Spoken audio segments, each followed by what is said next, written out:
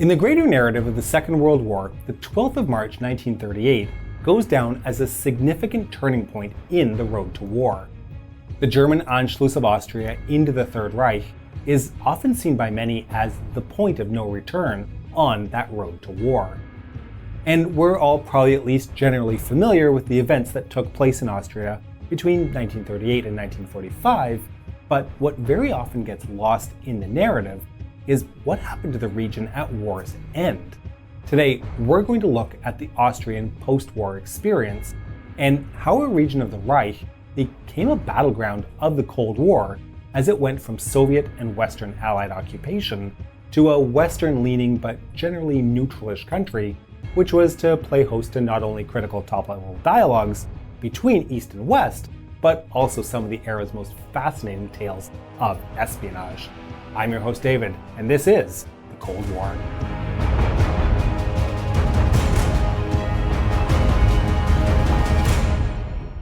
So 1943 saw the Allies agree at the Moscow Conference that Austria was an unwilling part of the Axis coalition, a nation subject to Nazi aggression. Combined with this agreement was a stated intent to restore Austrian independence. Now, I can already hear the comment section exploding regarding Austrian complicity in the horrors of the Second World War. So, to quote directly from the Joint Four Nations Declaration from the Moscow Conference, Austria is reminded, however, that she has a responsibility, which she cannot evade, for participation in the war at the side of Hitlerite Germany, and that in the final settlement account will inevitably be taken of her own contribution to her liberation. Basically, the Allies wanted an independent and rehabilitated Austria, but also recognized that she had responsibility for which she needed to atone. On March 29, 1945, troops from the Red Army crossed westward across the border and into Austria. Stalin planned on establishing a government made up of Austrian communists in exile, something we should all come to expect at this point, given the standard practice we've all seen in other occupied territories in Eastern Europe and in Asia. However, this practice didn't quite work out in Austria, as the prominent First Republic socialist politician Karl Renner reached out to the Soviets and convinced them that he should form the new government. The fact that this plan was agreed to without the consultation of the Western Allies created a rift between the Austrian government, as the Allies just didn't trust Renner, but more on that in a minute. Okay, so while Renner was setting up his government and local administration, the Soviets were also busy setting up their own apparatuses for continued influence in Austria. 1/3 of State Chancellor Renner's cabinet was composed of Austrian communists, including those crucial offices like the Secretary of State of the Interior, as well as the Secretary of State for Education. Longtime supporters of this channel will immediately recognize that similar tactics were employed in Poland, Hungary, Czechoslovakia, Romania, Bulgaria, Finland, well, the list goes on. However, this is where the presence of Renner becomes vital. Renner actually had little interest in the Sovietization of Austria, and in order to blunt the influence of the communists in cabinet, arranged that all of their ministerial deputies were people who were not communists. So that's the Soviet occupation, but we know the Western Allies have a part to play in this too. American troops entered Austrian territory on April 26th, almost a full month later than the Red Army. British and French troops followed in the days afterwards. As I'd mentioned, the Allies didn't trust Renner, thinking him to be a puppet of the Soviets. Their distrust could be seen as a natural side effect of how he was appointed without any input from them. This feeling was magnified because the Allies had little impact, influence, or even visibility into the Soviet-occupied territory, the territory Renner was in charge of.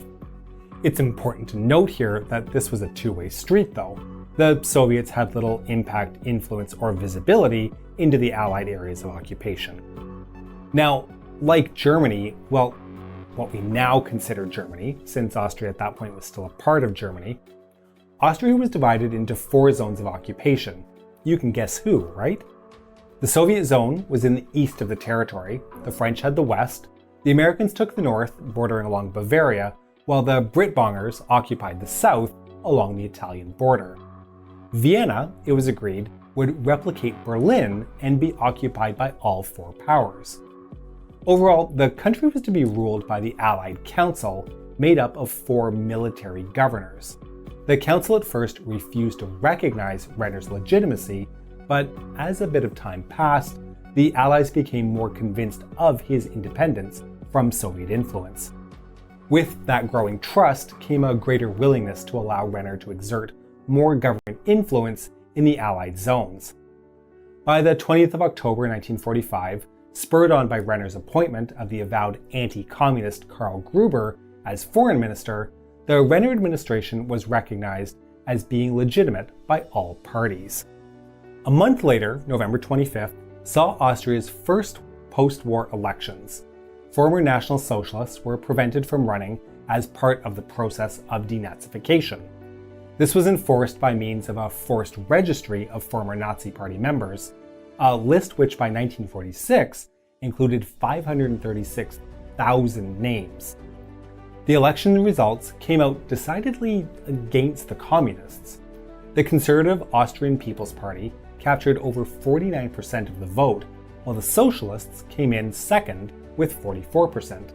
The communists only gained a paltry 5% of the vote. So why the weak showing?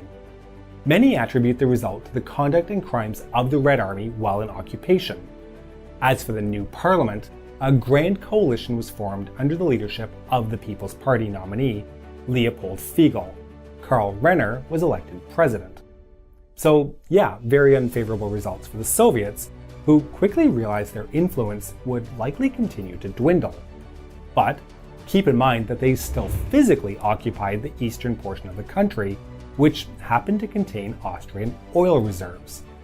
The Soviets also, by the terms of the Potsdam Agreement, were entitled to claim war reparations from Austria in the form of German assets, and claimed they did, to the tune of approximately $500 million in industrial equipment by the end of 1946. But more on this in a minute. By the summer of 1946, Austria was gradually making its way towards independence. The Second Control Agreement, signed by the 4 wartime allies in June of that year, meant that the Austrian government was able to make decisions that could only be overturned by unanimous consent of the 4 occupying powers. As you can imagine, Soviet or Allied vetoes were simply ignored, and Austria moved itself forward. So all's well in Austria now, right? Wrong.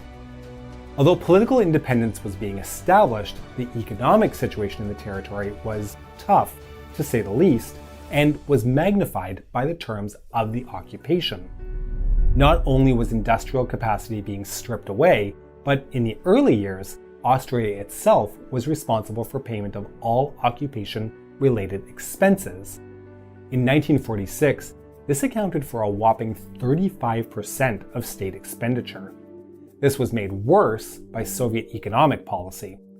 Once all the ready-made products and equipment had been removed, the Soviets began to take control of Austrian industries and firms in their zone of control. To this end, they formed USIA, the Administration for Soviet Property in Austria. At its peak, USIA controlled about 450 enterprises and had a countrywide monopoly over steel, glass, and oil, and controlled at least 5% of Austria's annual economic output. Although the Austrian government refused to recognize the legality of USIA control, the Soviets simply responded by refusing to pay taxes on USIA profits. Furthermore, those profits were simply confiscated by the Soviet Union as reparations, instead of being reinvested into those companies. So no local control over the industries, and zero tax revenue or reinvestment from them either. But it gets better. USIA was also an employer. Workers who went on strike were fired. At its strongest point in 1950, USIA employed up to 50,000 workers. Now, these industries were not strongly linked to the rest of Austria, but rather to the other Soviet-dominated socialist countries to the east. You can imagine what a complicated web this is actually creating. Of course, industrial capacity and allocation challenges weren't the only things Austria struggled with. There were also food shortages. Even as industrial output began to climb, the situation surrounding consumer goods, including food, remained dire. 65% of agricultural output came from the Soviet zone, which meant that the rest of Austria wasn't getting enough food. Through 1946 and 1947, the situation was alleviated only by aid provided by the UN Relief and Rehabilitation Administration. A temporary resolution was achieved by means of a practice that would come to define post-war Austrian politics: consensus building. The government, the large trade unions, and large businesses came to an agreement which included a tight regulation of both food and labor markets. Effectively, wage increases were limited and locked to commodity prices through annual price-wage agreements. In 1947, the UNRRA stopped its aid in Austria. However, the harvest that year was quite poor, and unrest became prominent. Included in this was the outbreak of food riots in Vienna in May of 1947. Chancellor Fiegel blamed the communists, who he accused of trying to overthrow the government. In reality, although it's true the communists tried to leverage the situation to make political demands and turn Austria away from the West, there were objective economic issues at fault. It was only the provision of $300 million in aid during the summer of 1947 that helped quell the situation and maintain the status quo. Now, speaking of US aid, we arrive back at our old friend, the Marshall Plan. Austria was the recipient of nearly $1 billion in Marshall Plan aid. In 1948-1949, Marshall Plan aid accounted for 14% of national income, the highest ratio of any recipient nation.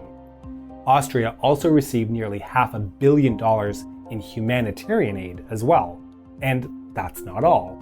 The Americans also refunded the approximately $300 million that had already been levied as payment for the cost of occupation. The Americans had decided that keeping Austria out of the Soviet sphere of influence was of the utmost importance. And, well, it worked. It was really only this financial assistance that helped to stabilize a west-leaning Austria.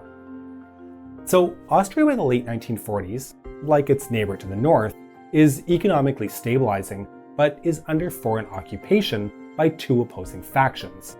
So why didn't we get a democratic capitalist West Austria and a communist-dominated East Austria, which, given the track record elsewhere, you would actually expect? Well, as you should expect, it's complicated. To begin with, the Allied occupation forces began to train a new Austrian military, fearing a potential communist takeover. This included the inclusion of former members of the Wehrmacht, denazification in the West at its best, right?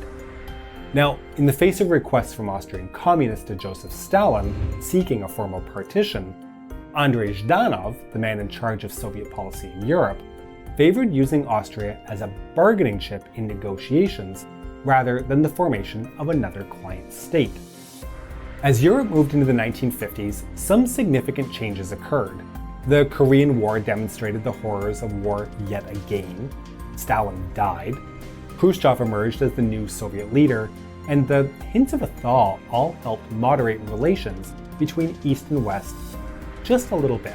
Enough to allow the idea of an independent unified Austria possible anyways. It began by the military representation in Austria being replaced by a diplomatic one, coupled with a reduction in overall military forces.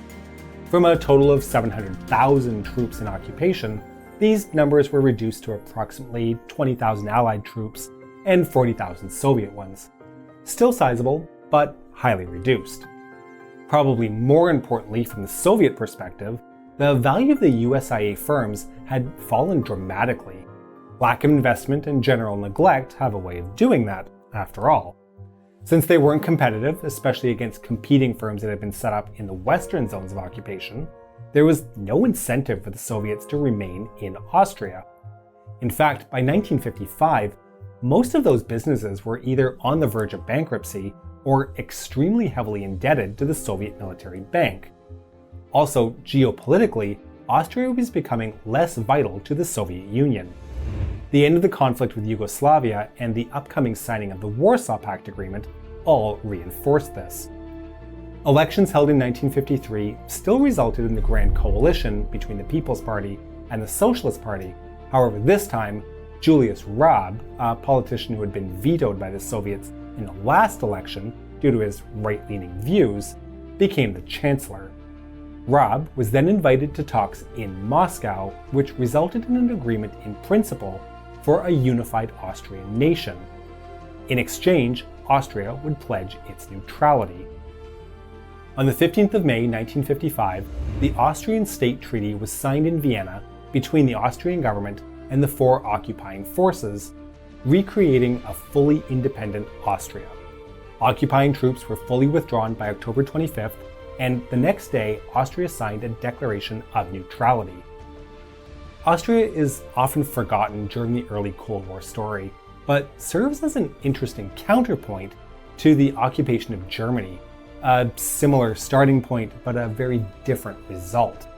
A neutral Austria, like Finland, was to become a hotbed of activity through the rest of the Cold War.